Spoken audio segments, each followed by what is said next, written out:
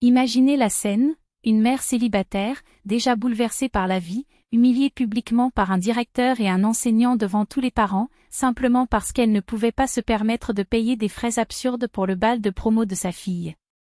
Mais lorsqu'elle répond avec un calme tranchant, la gêne change de camp, et c'est à eux que le sol semble disparaître sous leurs pieds.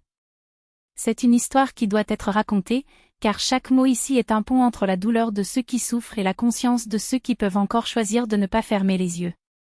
Julia savait déjà que quelque chose n'allait pas lorsqu'elle vit le visage coupable de sa fille. En tant que mère, elle ressentait dans l'air ce poids que seul un cœur brisé peut porter. Il aurait pu soupirer, se détourner, demander à laisser cela pour plus tard. Après tout, la fatigue pesait sur son dos et le dîner n'était même pas encore préparé. Mais au lieu de cela, elle sourit, s'assit à côté de la jeune fille et, d'une voix aussi calme qu'un câlin, demanda « Dis-moi, ma fille. Que s'est-il passé ?» Il suffisait à la jeune fille, sans pleurer, de s'appuyer contre elle avec une force qui surprit même Julia. « On t'a encore appelé à l'école, maman ?» murmura-t-il, les yeux baissés, comme s'il portait le poids d'une culpabilité qui n'était pas la sienne. « Ils disent que tu ne peux pas gérer ça, mais je n'ai tout simplement pas compris le contenu. Pourquoi vous en veulent-ils? Pourquoi pas la prof, qui a passé tout le cours sur son téléphone portable et n'a rien expliqué ?» Julia secoua la tête, caressant les cheveux de sa fille avec une tendresse qui contrastait avec la révolte qui bouillonnait intérieurement. « Chérie, c'est comme ça que le monde, les faibles sont toujours des boucs émissaires. Ce n'est pas parce que tu as fait quelque chose de mal, c'est juste plus facile pour eux. » La jeune fille grommela avec indignation, « Ce n'est pas juste. Pedro a copié tout le test et personne n'a rien dit, mais ils me traitent de problème juste parce que tu ne peux pas payer pour leurs affaires. » Julia soupira profondément.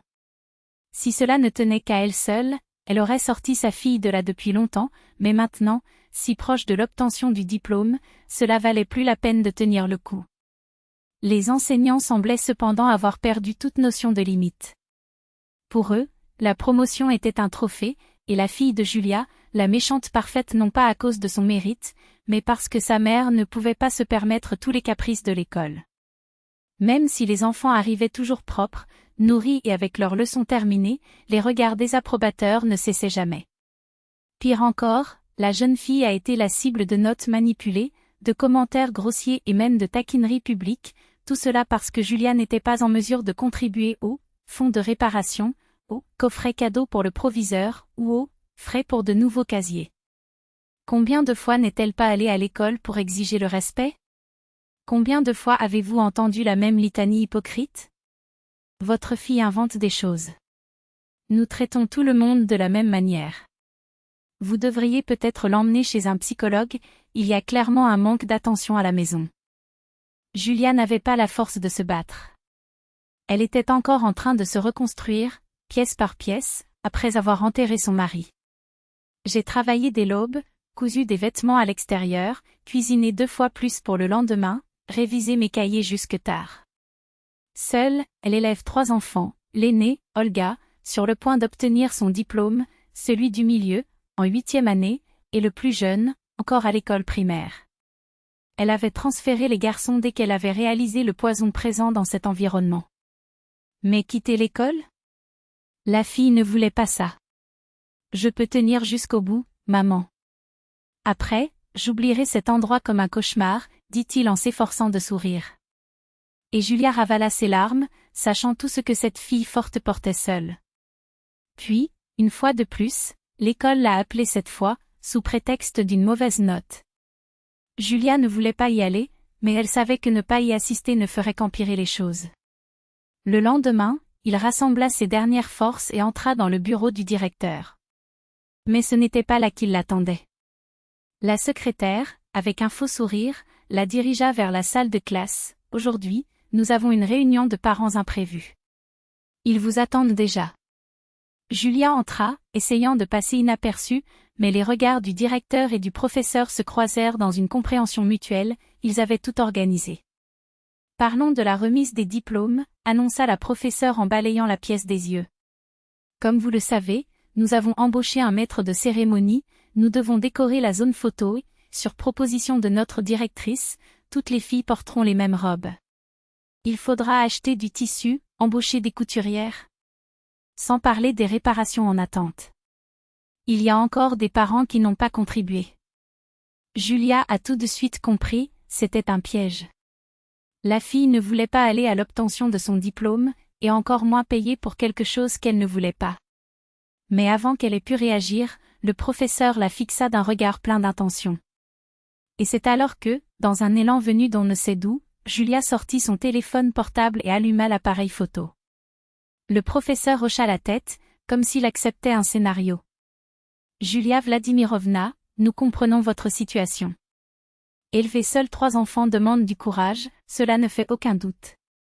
Mais ce n'est pas un refuge caritatif. Votre fille a les mêmes droits et devoirs que les autres. Le nombre d'enfants dans votre famille ne vous donne pas le droit de négliger vos obligations. Après tout, vous auriez dû évaluer leur état avant de les avoir. Le directeur a ajouté d'un ton de fausset, Julia Vladimirovna, nous avons déjà donné toutes les chances. Votre fille est un problème, mais nous n'avons jamais dénoncé personne pour vous donner la possibilité de résoudre le problème. Cependant, la remise des diplômes approche et vous ne pouvez pas laisser de dette à l'école. Comprenez-vous? Ses parents la regardaient certains avec pitié, d'autres, avec dédain. Le visage de Julia brûlait d'embarras, mais quelque chose en elle se brisa. Elle se leva, sans lâcher son téléphone portable, s'approcha de la table et répondit, avec un calme qui glaça l'air, « Depuis quand les professeurs, sans parler des directeurs, ont-ils le droit de poser des diagnostics? Depuis quand cette école encourage-t-elle l'extorsion et le chantage ?» Le silence qui suivit fut perçant. Le directeur et le professeur pâlirent, visiblement mal à l'aise, mais Julia n'avait plus rien à perdre. « Vous avez dépassé toutes les limites. Et vous en répondrez. Cette fois, je ne garderai pas le silence. » Sans attendre de réponse, elle se précipita dehors, les larmes menaçant de couler seulement après la fermeture de la porte. À ce moment-là, il détestait chaque pierre de cet endroit. Une école qui lui avait enlevé l'homme qu'elle aimait, le même homme qui, en tant que pompier, était mort en sauvant des enfants qui n'étaient pas les siens, tandis que les parents de ces enfants la regardaient désormais avec mépris. Personne n'avait jamais vraiment dit merci. Personne n'a jamais reconnu qu'en sauvant les enfants des autres, son mari avait laissé les siens sans père. Je ne voulais pas de médaille, mais au moins un peu de respect. Au lieu de cela, il a récolté l'humiliation et les exigences. Et pire encore, elle a vu sa fille devenir insécurisée, comme si elle l'était moins à cause d'une facture qu'elle ne pouvait pas payer. Mais cette fois, l'histoire serait différente. Julia ne reviendrait pas. Elle décrocha le téléphone, demanda les dossiers à Gull et, sous le regard intrigué d'Olia, s'assit devant le vieux cahier. Mes doigts tremblaient alors que je tapais chaque mot de cette explosion. Des vidéos accablantes, des preuves irréfutables, une histoire qui lui palpitait la poitrine comme une plaie ouverte.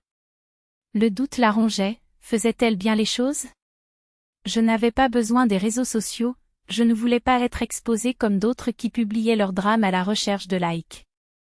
Mais, alors que la main vacillait déjà sur le bouton de publication, Olia s'approcha en silence. J'avais tout lu. Et sans hésitation, il a cliqué. Ce qui suivit fut un ouragan. En moins de 24 heures, la vidéo est devenue virale. Des millions de vues, des partages en chaîne, des titres de journaux. L'école est envahie par les inspections, les têtes tombent, les autorités qui faisaient la sourde oreille s'empressent désormais de se justifier. L'affaire a eu un tel retentissement qu'il était impossible de l'ignorer. La famille du pompier a reçu de l'aide, Olia a été interpellée par des écoles prestigieuses et, pour la première fois, les parents de ses camarades ont rompu le silence. Oui, l'école était un repère d'abandon. Julia avait accidentellement enfoncé une ruche. Et l'ESSEM s'est abattu sur ceux qui se croyaient intouchables. Même des excuses publiques sont arrivées. Mais ce n'était pas ce qu'ils voulaient. Cela n'a jamais été le cas. La paix leur suffisait. Olia a changé d'école et, pour la première fois, a porté sa toge de fin d'études. Heureusement, les jeunes frères sont restés à l'écart de la tempête. Quant à Julia, le revirement lui a ouvert des portes. Il a trouvé un travail qui valorise ses efforts, où le salaire n'est pas une aumône, mais une reconnaissance. Je n'avais plus besoin de compter les pièces à la fin du mois. Et au fond, malgré toute ma fatigue, j'éprouvais une tranquille fierté. Pour ne pas se taire. Pour avoir protégé sa fille. Et surtout pour cette fille qui, dans son moment de faiblesse, a eu le courage d'appuyer sur un bouton et de changer le cours de sa vie. Qu'en penses-tu? Chaque mot ici fait une différence. Partagez, soutenez, laissez la justice et la dignité se répandre comme elles le méritent.